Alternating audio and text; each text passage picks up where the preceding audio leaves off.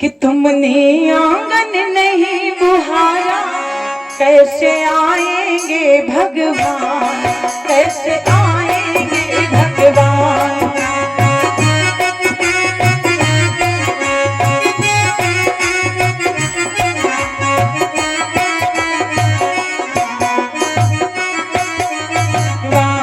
तुमने आंगन नहीं बुहारा, कैसे आएंगे भगवान। चंचल मन को नहीं संभाला, चंचल मन को नहीं संभाला, कैसे आएंगे भगवान, कैसे आएंगे भगवान। तुमने आंगन नहीं बुहारा, आएंगे भगवान, कैसे आएंगे भगवान। जय हो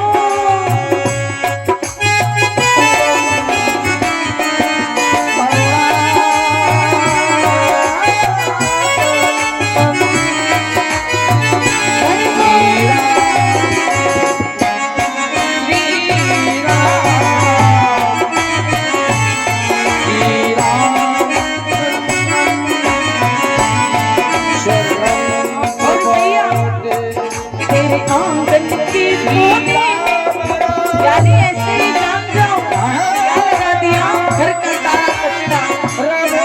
तेरे आंगन के कोने में एक लगी हुई है ढेरी, तेरे आंगन के कोने में कहीं ज्ञान की किरण नहीं है, हर कोठरी है अंधेरी। कहीं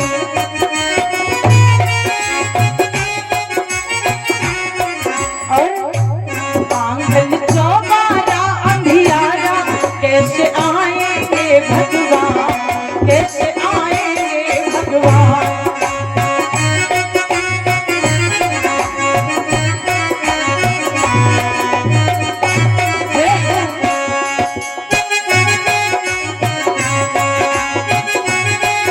क्या बात है।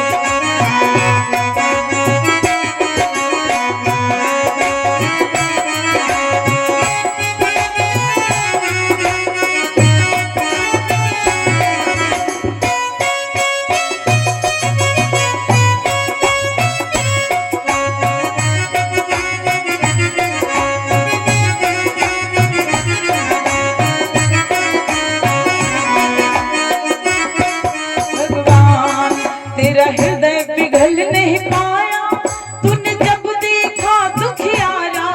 तेरा हृदय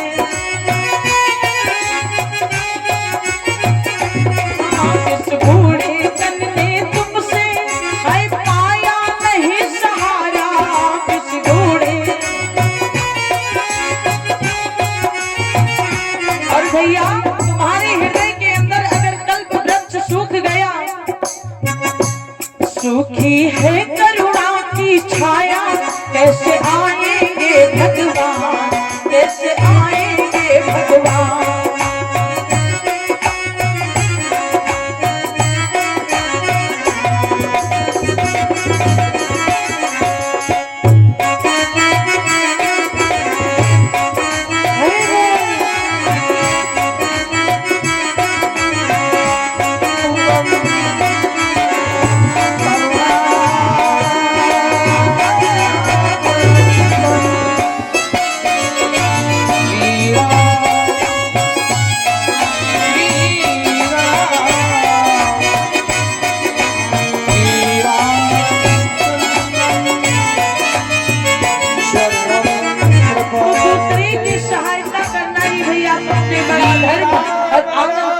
तुम्हारा कर्तव्य मेरा समय से काम हो जाए, यही तो जग कल्याण है। वरना भगवान तो सबके हृदय में विराजमान है। अब ये कहते हो कल्याण कुछ कर्म होता है तो कुछ पारा कर्म किया जाता है।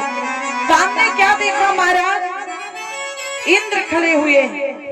अब तो महाराज मुस्कुराने लगे, प्राण देने की शंका नहीं, चिंता नहीं है कि मेरा शीश जाएगा। मुस्कुरा के बात कर रहे हैं कि इंद्र तुमने मांगा तो मांगा, मेरा जीवन ही मांग लिया, अरे मेरा शीश ही मांग लिया। उस तभी हम जान गए थे कि तुम ब्राह्मण नहीं हो सकते, तुम कोई और हो। महाराज त्रिलोचन ने क्या किया, तलवार उठाई और उस तलवार से अपने शीश को जब काटने लगे तो उस राज दरबार में विरोचना यानी उनकी पुत्री और बलि महाराज जो हुए, जिनके द्वार पर 52 भगवान पधारे, वही बलि छोटे थे। पुत्र और पुत्री दोनों राज दरबार में विराजमान थे। क्या देखा, तलवार से जब अपने शीश को काटा तो यही कहा कि इंद्र, आगे का कल्याण तुम्हारा कैसे होगा, बस ये तुम विचार करके रखना। और क्या किया भैया, तलवार से अपने शीश को काट करके और इंद्र के हाथ में दे दिया। वो भाव देख करके आज राज दरबार में जितने लोग बैठे सबके आंसू आ गए, अश्रु आ गए आंखों में, दूसरे के दुख को देख करके। लेकिन विरोचना बड़ी थी, इसीलिए उन्हें बड़ा क्रोध आया। शीश को मांगा लेकिन इंद्र ने शीश को नहीं दिया, अपने लोग को लेकर के चले गए।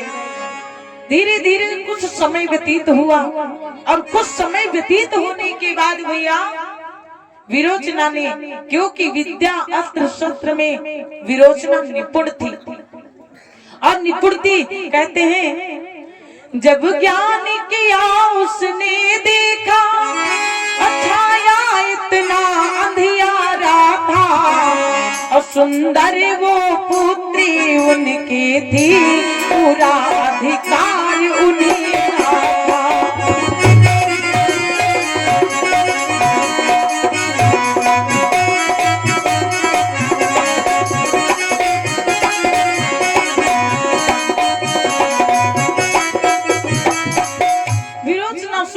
सुशील थी, अपने अस्त्र शस्त्र में भी निपुण थी। विरोचना ने एक दिन स्वर्ग पर चढ़ाई की अपनी सेना के साथ में, और जब चढ़ाई की तो यानी देवताओं से युद्ध करने के लिए मन में यही ठान करके अपनी सेना के साथ में जब स्वर्ग पर गई, शीश मांगा पहले कि दे दो, हम इस शरीर का जो रखा हुआ है अब तक इसका अंतिम संस्कार करना चाहते हैं। लेकिन इंद्र ने शीश को नहीं दिया।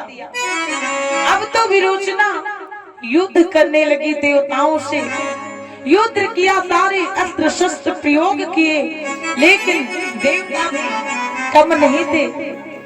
जितने देवता थे भैया सभी नारायण को छोड़ करके सब वहां पर विराजमान थे, और सबको विराजमान देख करके विरोचना बहुत ही व्याकुल हो उठी कि देवता है।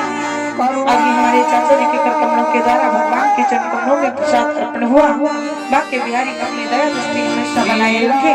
मंच से सादर आशीर्वाद व कामना समस्त श्रोता भक्तों को कि जब तक गंगा जमुना जले धारा कुशल रहे परिवार तुम्हारा।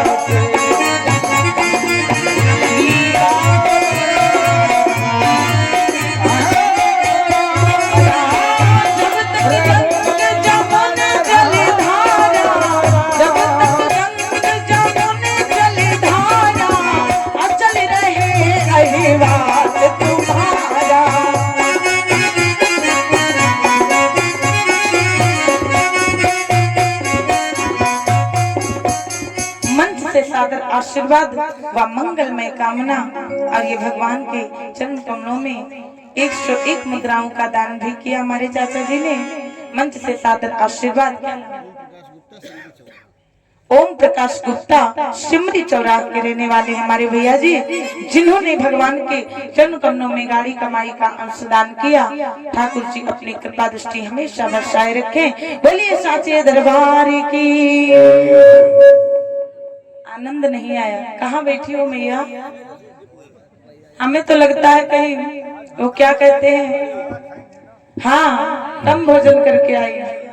मैया तेज बोलो, वैसे कहने को तो ना कहे, नहीं तो हमसे दुश्मनी हो जाएगी पक्की पक्की, फिर कहोगे दीदी दोबारा ना आवे तभी अच्छा।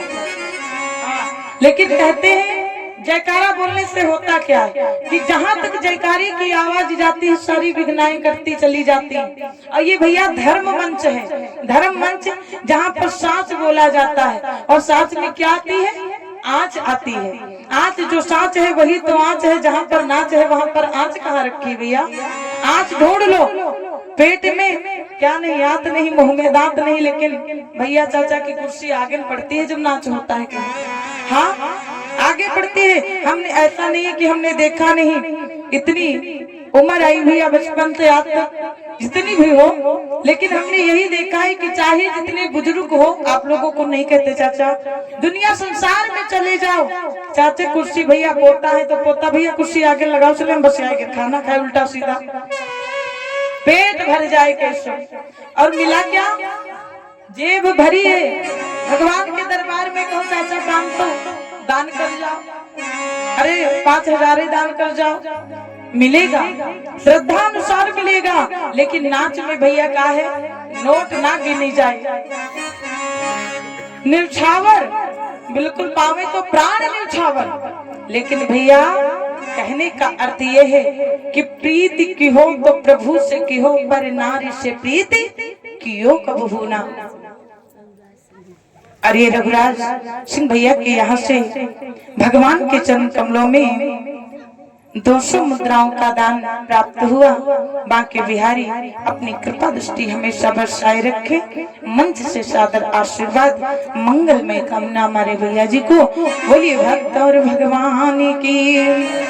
तो यही होता है कि जहाँ पर मिलता कुछ नहीं है लेकिन न्यौछावर है दुनिया, तो प्रीति की हो तो प्रभु से की हो, पर नारी से प्रीति की हो कबहू ना। करना है मरना है तो ठाकुर जी पर मर जाओ, मरते मरते कुछ मिल जाएगा।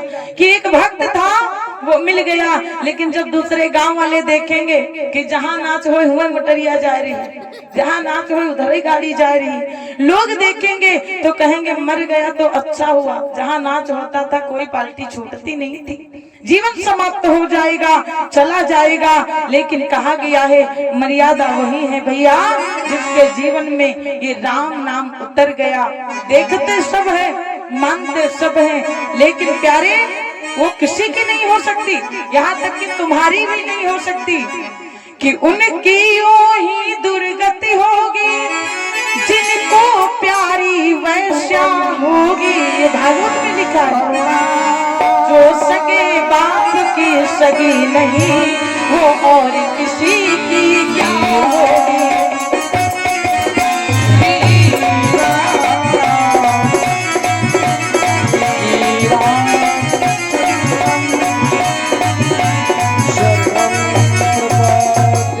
अब ये तो बताया सुखदेव जी महाराज जी ने उसमें जो परीक्षित को कथा श्रवण कराई तो बताया था राजा जिनके जीवन में ऐसी वैश्य आ जाती है अपने पिता अपने परिवार की ना हो सकी तो भैया तुम्हारी कहां से होगी। हमने दोपहर में भी कहा कि झुक के अदब से एहतराम करती है, दौलत को दुनिया प्रणाम करती है। जिनके पास पैसा है उन्हीं को लोग सर झुकाते हैं, फिर उनके घर में चाहे अर्धांगिनी 4-4 हो भैया कोई उंगली नहीं उठाएगा। लेकिन किसी गरीब घर में कोई ना मानो तो ले आए भैया तो लोग कहेंगे देखो एक घर में संभाली नहीं गई, दूसरी पत्नी धर्म पत्नी आ गई, हंसने लगेंगे लोग। लेकिन किसी संत ने सत्य लिख दिया, किसी गायक ने सत्य लिख दिया भैया कि जीवन में जब उतरता क्या है 4 रंग, कि ये राम नाम मोती मिल जाए तो अच्छा है, ये राम नाम मोती मिल जाए तो अच्छा है।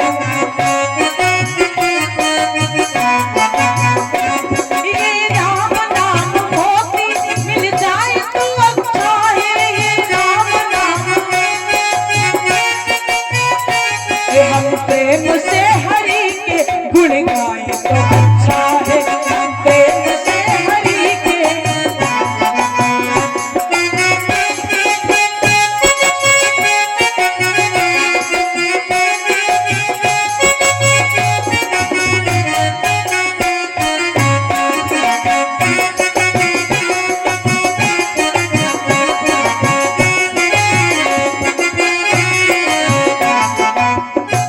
दुनिया भी छूट जाए संसार रूठ जाए,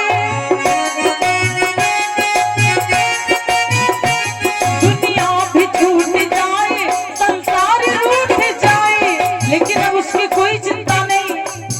लेकिन प्रभु से कहना है मेरे बिहारी से, ये गाते गाते जीवन चला जाए तो अच्छा है, ये गाते गाते जीवन बस जाए तो अच्छा है।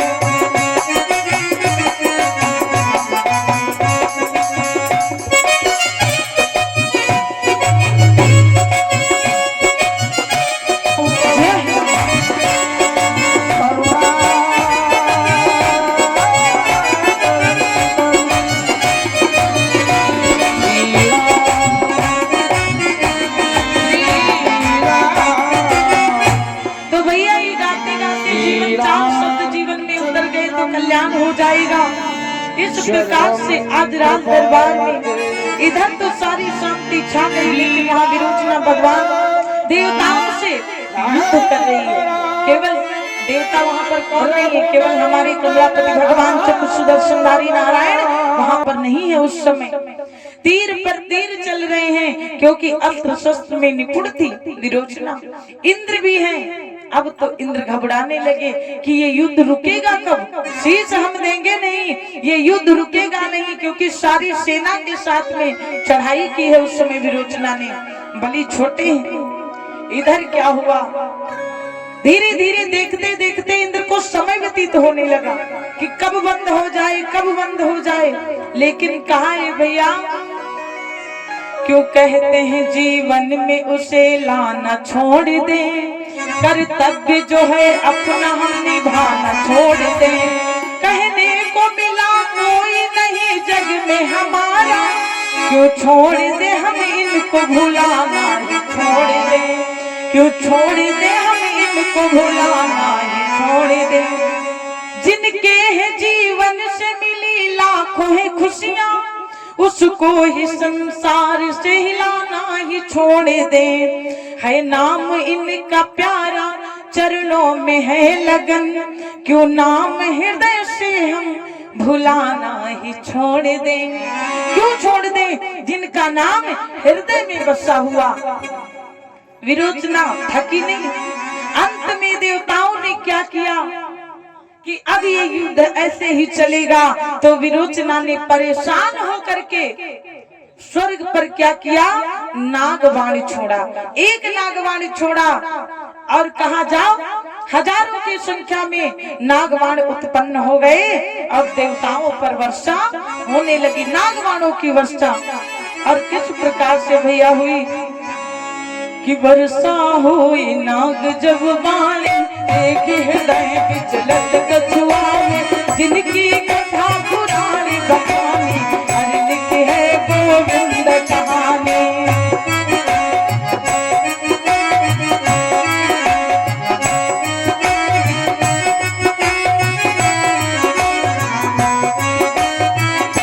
कहानी चारों तरफ है हाहाकारा, जिसकी धूम न हृदय बितारा, हर देवो है सब घबराए, महिमा और कहीं नहीं जाए। क्या बात भैया,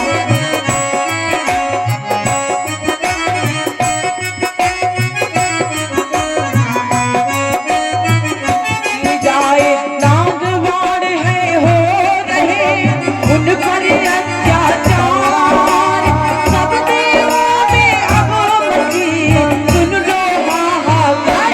सियावल रामचंद्र की जय, गौरी कहानी की जय, सियावल रामचंद्र की जय। आज भी अगले नागवाण की वर्षा हुई, देवता सारे घबराने लगे, इधर उधर भागने लगे। स्वर्ग में हाहाकार मच गया कि नागवाण आ रहे हैं, तो हजारों की संख्या में। इतने घबराते हुए भगवान के दरबार पहुंचे। भगवान नारायण विश्राम कर रहे थे। आवाज लगाई कि त्राहि माम भगवान, त्राहि माम प्रभु, त्राहि माम नारायण, हमारी रक्षा करो, हमारी कृपा करो, हम तुम्हारी शरण में आए हैं। जितना जीवन हो सके हम तो तुम्हारे चरण में, तुम्हारा नाम तो कभी भुलाया नहीं हमने। संकट आया है देवों पर कि जब जब देवों पर संकट आता है तब तब आप सहायता करने आते हो रघुनाथ, तो आज भी सहायता करो। विरोचना ने नागवाण की वर्षा की है। इंद्र ने ये पुकार लगाई। जैसे इंद्र की वो बिलखती हुई आवाज कानों में गई, भगवान ने अपने नेत्र खोले। और भैया जब जब भगवान मुस्कुराए तब तब भगवान की कोई ना कोई माया, मुस्कुराहट में मेरे राम जी की माया छिपी हुई है।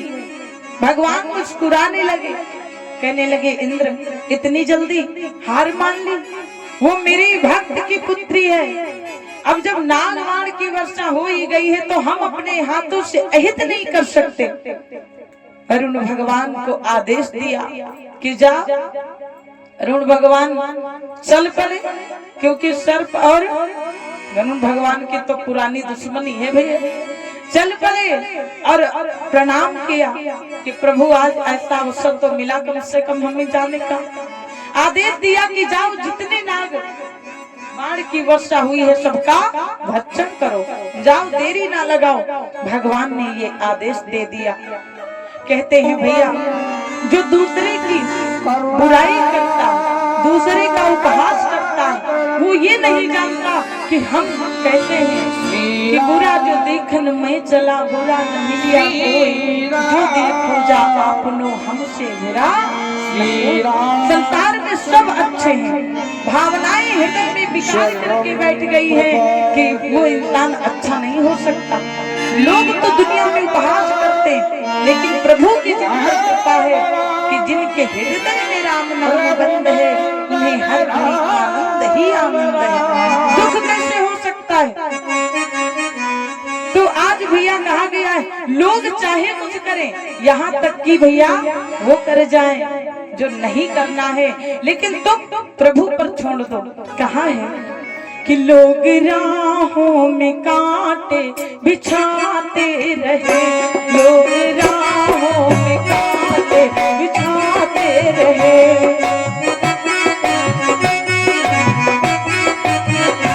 लोग राहों में कांटे बिछाते रहे, लोग राहों में कांटे बिछाते रहे, हम प्रभु की कसम मुस्कुराते रहे, हम प्रभु की कसम मुस्कुराते रहे।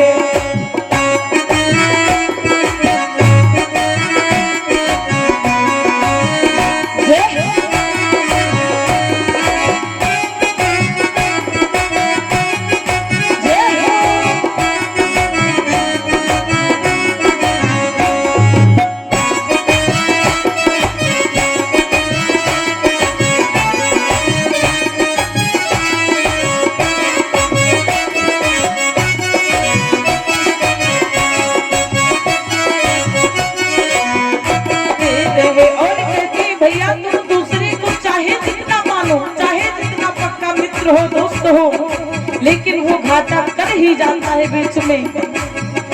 हमने उनको कभी भी न रोने दिया,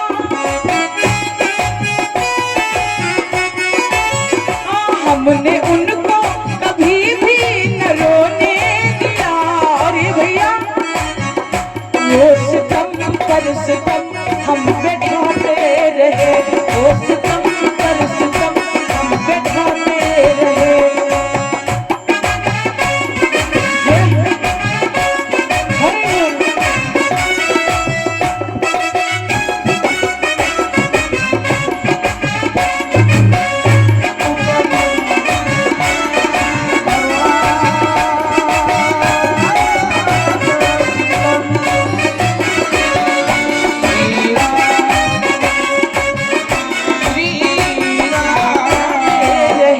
हौसले हैं बुलंद आंधियों के यहाँ, क्योंकि भैया ये कलयुग है कि संसार की रीत बखानी नहीं जाती और सच्ची है कहानी सुनाई नहीं जाती।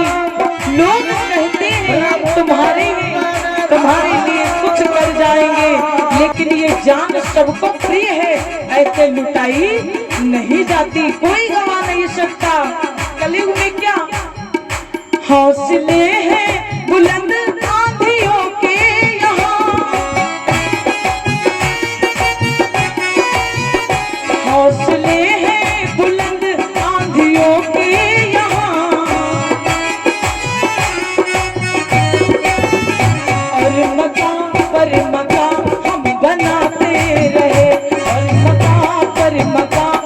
बनाते रहे।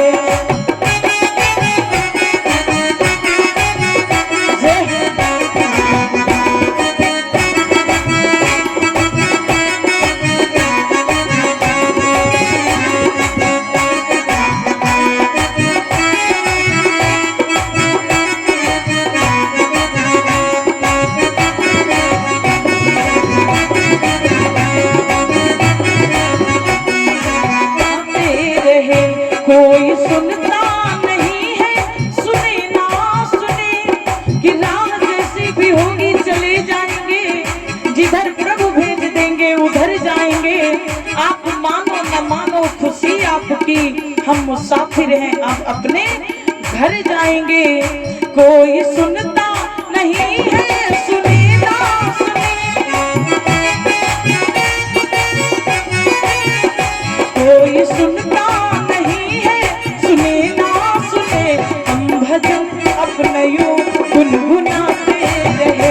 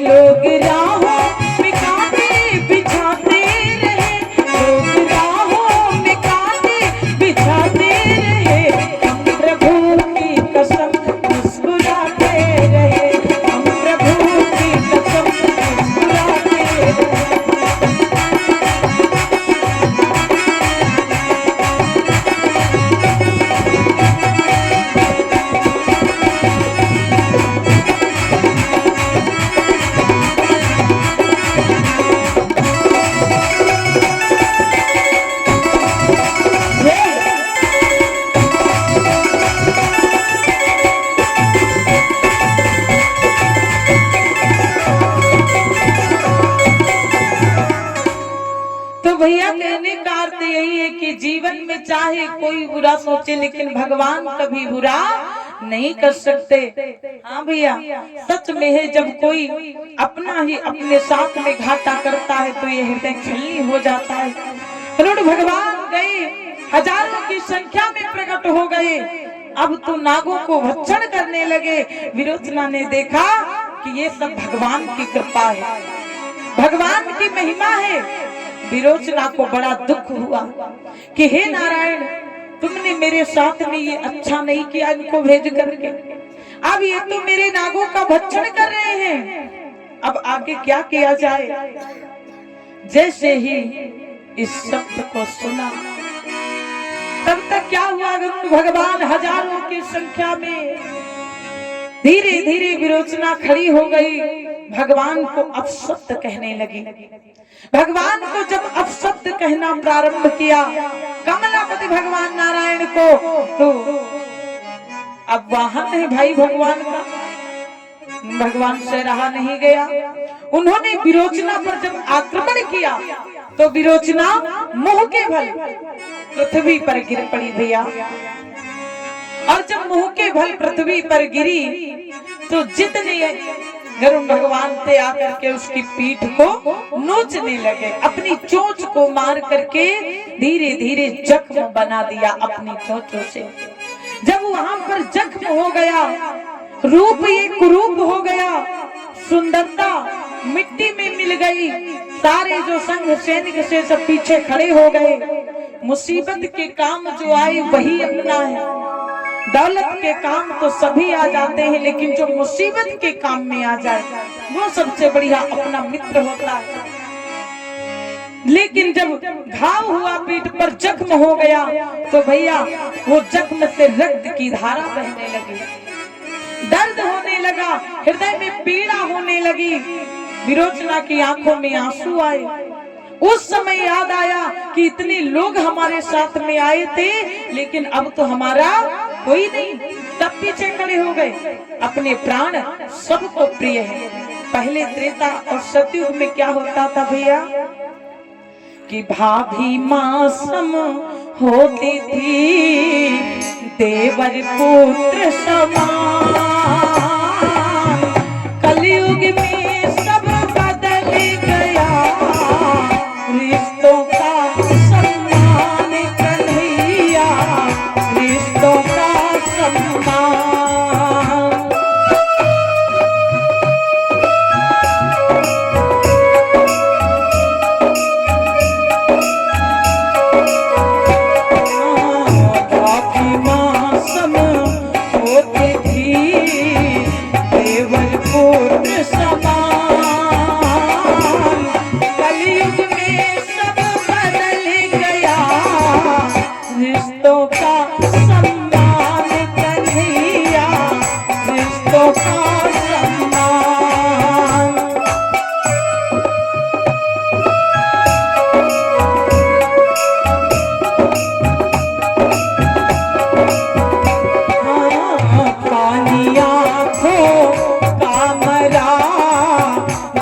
शर्म और लाज, बहू है कहती सास से, घर में मेरा राज ये माई, घर में मेरा राज।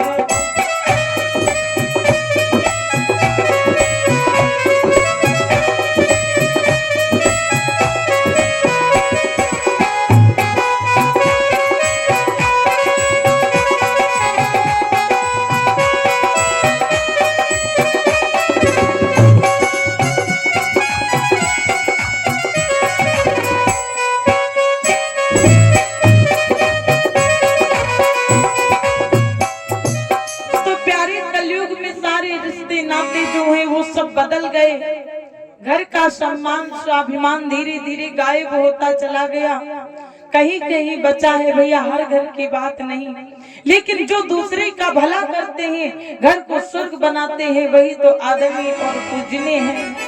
आज जब वो भगवान को अपशब्द कहने लगी और फिर से वही अपशब्द भगवान को कहना प्रारंभ किया कि हे नारायण, तुमने अच्छा नहीं किया, मेरी पीठ में जख्म हो गया, रक्त की धारा बह रही है। जो अपने हैं वो हमें अपने पास बिठाना नहीं चाहते, घृणा करते, हम तुम्हें कभी क्षमा नहीं कर पाएंगे। अपने सैनिकों के साथ राज दरबार में वापस आई और धीरे धीरे वो जख्म भरने लगा। जब वो जख्म भरने लगा भैया, तो भरते भरते धीरे धीरे उसकी पीठ पर कुबड़ हो गया, कुबड़ हो गया और जख्म वो भर गया।